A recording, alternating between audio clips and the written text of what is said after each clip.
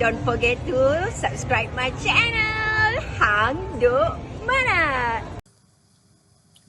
Assalamualaikum, selamat datang lagi ke channel Hang Duk Mana. Mari kita dengar respon Datuk Lokman Adam terhadap Didi Chronicle dalam isu mempersendakan keputusan mahkamah dalam isu enactment syariah.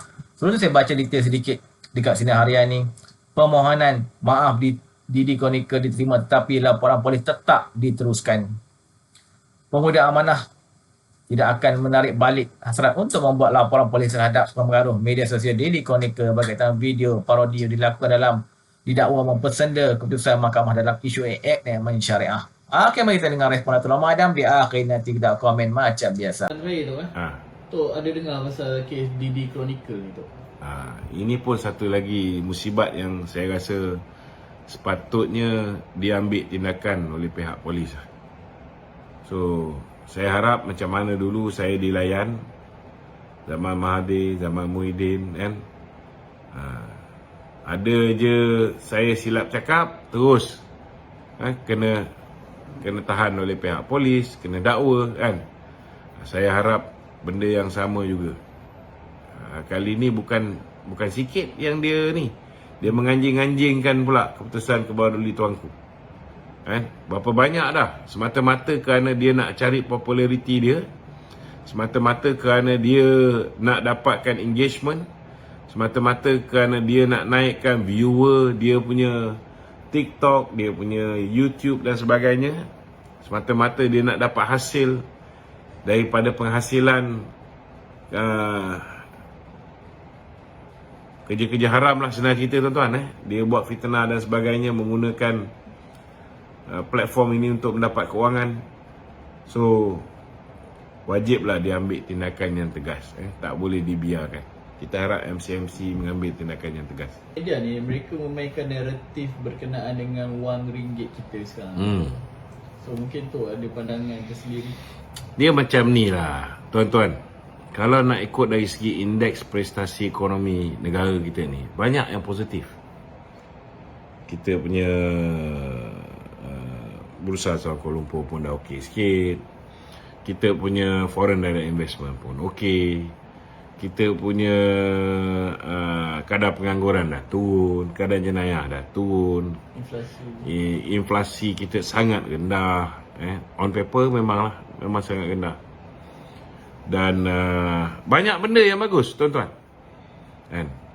Tuan-tuan cuba fikir, tuan-tuan rasa lah Datuk Seri Anwar ni tak nak tengok ke mata wang kita ni kukuh. Kan? Mesti dia pun nak kalau boleh satu benda yang sedikit cacat ini dapat dibetulkan. Tetapi saudara, apa gunanya kalau mata wang kita ni kita pulihkan? Memanglah dia akan memberi manfaat kepada orang yang import barang, beli barang daripada overseas.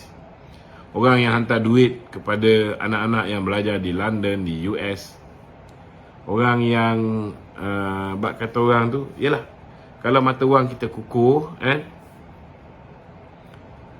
orang ni akan dapat banyak faedah. Kalau kita nak pulihkan mata wang, boleh tuan-tuan. Kita naikkan interest rate kita, OPR kita, sama seperti Amerika.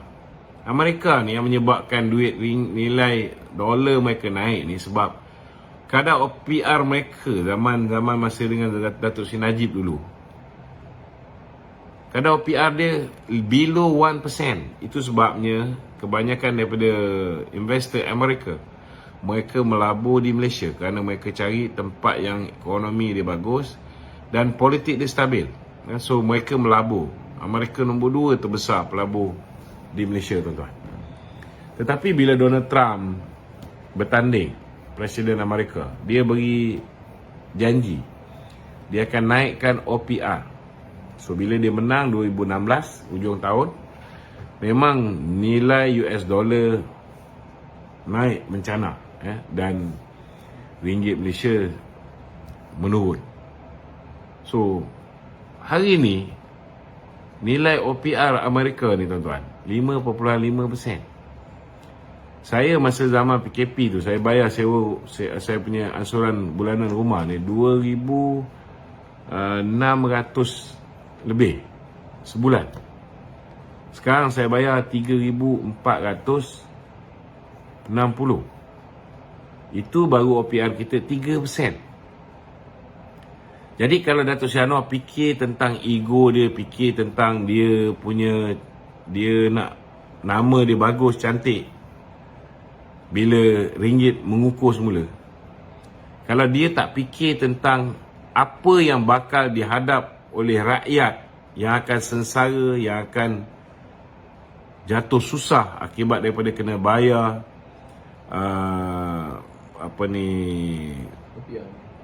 OPR yang tinggi, loan rumah mereka akan meningkat, loan bank rakyat mereka ataupun dia orang punya loan personal akan meningkat. Kalau dia fikir pasal diri dia sendiri, dia nak mata wang mengukur, tuan-tuan, dia boleh naikkan OPR 5.5. Apa nak jadi lah kan, dia boleh buat, tuan-tuan. Tapi dia memikirkan yang akan tanggung beban ialah rakyat Malaysia. Yang hantar ekspor barang ke luar negara ni, saudara, yang import barang di luar negara ni tak ramai. Tetapi yang pinjam duit untuk beli rumah, yang pinjam duit, pinjaman peribadi, jumlah dia berjuta, tuan-tuan. Kan? Jadi dia kena pilih yang mana satu perlu diselamatkan dulu. Jadi itulah yang tuan-tuan kena faham lah. Bukan mudah nak jadi pemerintah. Pemerintah kena membuat keputusan mengikut urutan keutamaan. Yang mana lebih utama dibuat dulu. Yang mana boleh dikemudiankan, dikemudiankan. Yang mana mudarat yang lebih besar dijauhi. Yang mana mudarat yang lebih kecil, yang itu dia buat. Ini dipanggil fiqh al-aulawiyat, tuan-tuan. Okey, ada lagi? Okey, tuan, saya baca detail sedikit lagi. Ketuanya Muhammad Hasbi Muda berkata pihaknya tetap dengan tindakan tersebut walaupun menerima permohonan maaf dibuat Didi Konika atas nama sebenarnya Dedi Sulaiman Rafiq 43. Permohonan maaf diterima tapi laporan polis tetap diteruskan, katanya melalui satu hantaran di Facebook pada Rabu. Sebelum ini, Angkatan Muda Keadilan AMK dilaporkan akan buat laporan polis secara serentak seluruh Malaysia pada jam 3 petang Jumaat ini. Ia susulan video yang dimuat naik oleh Didi Konika yang di YouTube yang mendapat kecaman hebat daripada warganet kerana didakwa mempersendakan agama serta menghina mahkamah. Video politik berdurasi 3 minit 55 saat itu merupakan Didi Konika menyatakan bahawa perbuatan minum arak Nabi tidak akan dikenakan hukuman.